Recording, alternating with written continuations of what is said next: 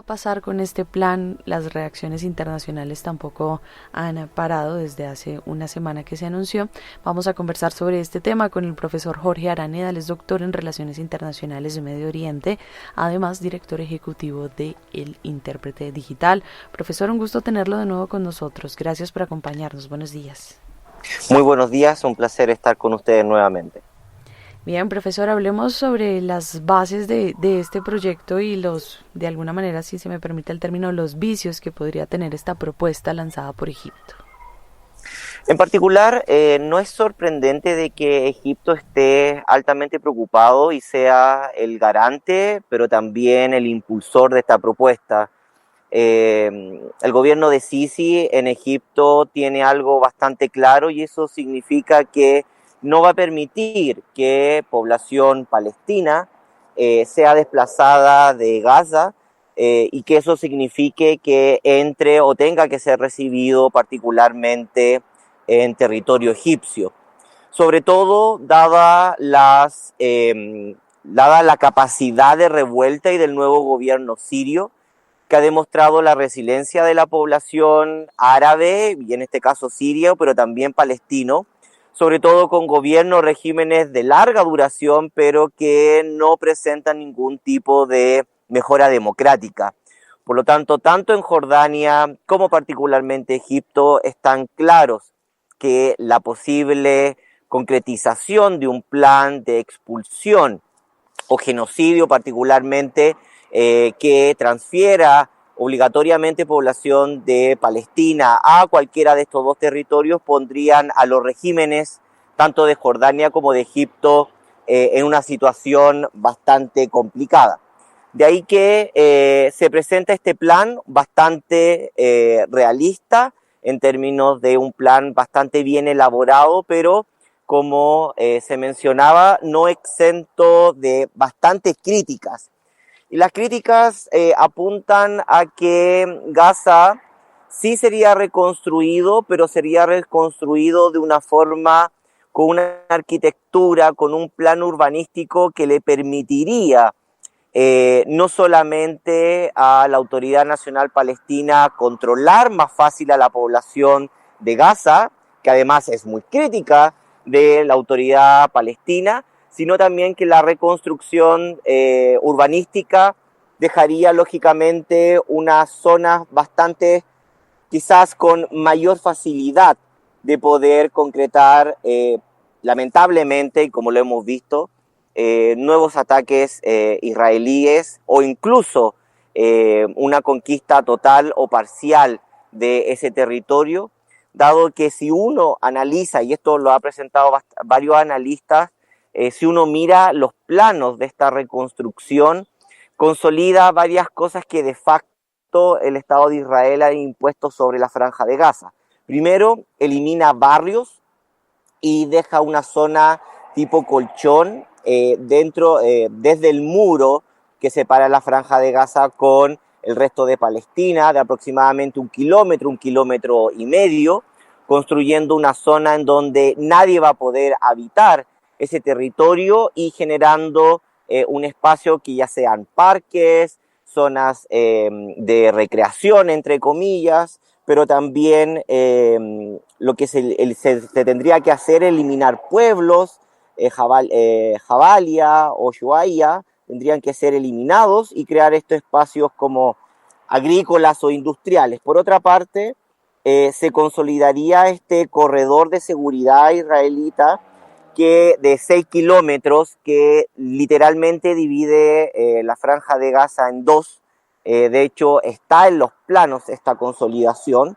Y no solo esto, sino solamente las rutas de incursión, estos nuevos caminos o carreteras que ha construido el Estado de Israel, aproximadamente son unos 13, que conectarían las bases militares que están afuera de la Franja de Gaza con los centros urbanos dentro de Gaza, incluso algunos de estos llegando al mar. También se consolidaría y por lo tanto crearía diferentes batustanes, diferentes zonas urbanas desconectadas entre sí, y que también lógicamente plantea la posibilidad y el miedo no solamente para los gazíes, sino para los palestinos, que Gaza se convierta en una nueva Cisjordania, completamente rodeada de muros y dividida entre sí.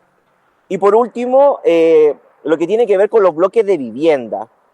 Son bloques de viviendas que destruye toda articulación de densidad poblacional, creando bloques de vivienda bastante separados uno de sí, y por lo tanto lo que daría la posibilidad es que no solamente sean más fáciles de ser bombardeados, destruidos, pero también más fáciles de ser vigilados desde el exterior.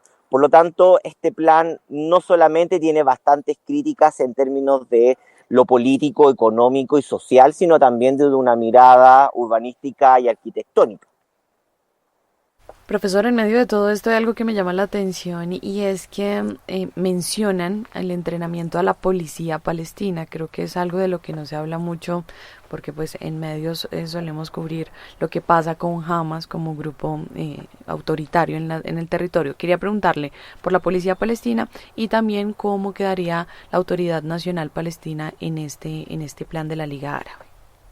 Sí, ahí hay un problema porque particularmente hay dos fuerzas de confrontación. Por una parte, Arabia Saudita plantea de que no habría que, porque también ven la imposibilidad de, pero no habría que crear como una deshamasización, si es que existe ese término, sino una reintegración de fuerzas de Hamas que sean más moderadas y por lo tanto Hamas sí participaría en el aspecto político de la reconstrucción de Gaza. Por otro lado, los Emiratos Árabes Unidos plantea de que la autoridad palestina no funciona, es completamente inútil y por lo tanto exigen para poder ayudar financieramente que la Autoridad Nacional Palestina sea completamente reformada. De cómo va a ser esta reforma y de qué forma se va a reformar, tampoco hay claridad en el asunto. El Golfo, que va a ser el centro de financiamiento central, junto con el Fondo Monetario Internacional, si es que este plan se llega a cabo, va a tener lógicamente una postura bastante firme sobre lo que tiene que hacer. Sobre lo que tiene que ver con la policía, lo que se quiere replicar es la policía de la Autoridad Nacional Palestina que funciona actualmente en Cisjordania, que es una autoridad palestina que incluso los mismos palestinos la acusan de ser colaboradora de las fuerzas de ocupación de Israel en Cisjordania, dado el derecho internacional, pero que también tendrían que particularmente ser entrenadas en Egipto o en Jordania. Con lo cual, particularmente se abre la situación de poder, entre comillas, filtrar qué elementos de la población podrían ser parte de este entrenamiento, dado que tendrían que salir del país y por lo tanto tendrían que tener doble autorización. Por una parte la autorización de Israel y por otra parte la autorización tanto de Jordania como Egipto. Dado que hay que recordar que Palestina no controla ninguna de sus fronteras y por lo tanto cualquier persona que quiera entrar o salir de los territorios ocupados palestinos, ya sea Gaza o Cisjordania, tiene que tener la autorización y el beneplácito de Israel.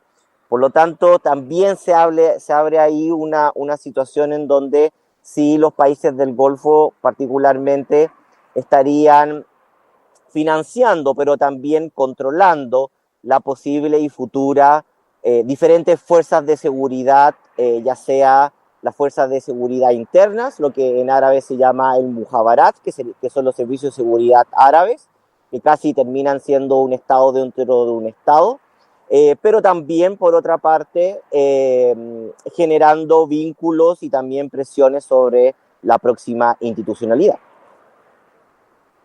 Profesor, ¿qué tiene que pasar para que este plan de la Liga Árabe siga adelante si tenemos en cuenta las reacciones, por supuesto, por parte de Israel, las reacciones por cuenta de Estados Unidos, esas conversaciones de alguna manera que se están dando de manera aislada entre los diferentes mandatarios? Entonces Egipto y Jordania se reúnen. ¿Qué tiene que pasar para que esto entre en ejecución? Y también, pues, el tema de la financiación es un tema muy importante. Lo que tiene que pasar realmente para que esto suceda en términos reales, y más allá de lo que tiene que ver con el derecho internacional, porque esto tiene varios, entre comillas, como acápites sobre la posibilidad o no de que el derecho internacional permita este tipo de situaciones. Tiene que ver con el beneplácito de Israel.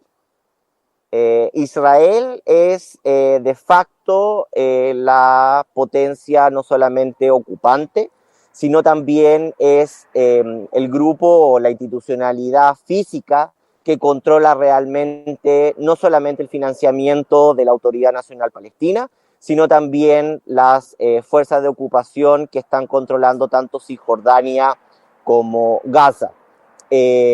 Por más que haya presión de Estados Unidos, por más que haya presión del Golfo, por más que se plantee la posibilidad y el ofrecimiento, que es un ofrecimiento bastante antiguo, que viene casi del 2004 en adelante, que los países del Golfo y varios países de mayoría musulmana y árabe le declaran la normalización al Estado de Israel si permite la conformación de un Estado palestino. Es Israel el que tiene la última palabra para declarar si este plan podría o no ser llevado a cabo. Más allá de las resoluciones del Consejo de Seguridad de las Naciones Unidas, más allá del cambiante, pero también moldeable carácter de Trump sobre Medio Oriente, que hasta el momento no vemos ningún plan sólido o consolidado sobre cuál es su visión sobre la región, y más allá de las presiones o no políticas, diplomáticas o económicas que puede llevar países como Egipto y Jordania, que al fin y al cabo estos estados han firmado lógicamente la paz, pero acuerdos comerciales de inversión con el Estado de Israel. Es el análisis del profesor Jorge Araneda, doctor en Relaciones Internacionales de Medio Oriente de la Universidad de Ankara y director ejecutivo del Intérprete Digital. Dábamos una mirada acerca de la viabilidad de avanzar con el plan de la Liga Árabe para transformar la Franja de Gaza. Profesor, gracias por acompañarnos. No, un placer y que tengan una excelente semana.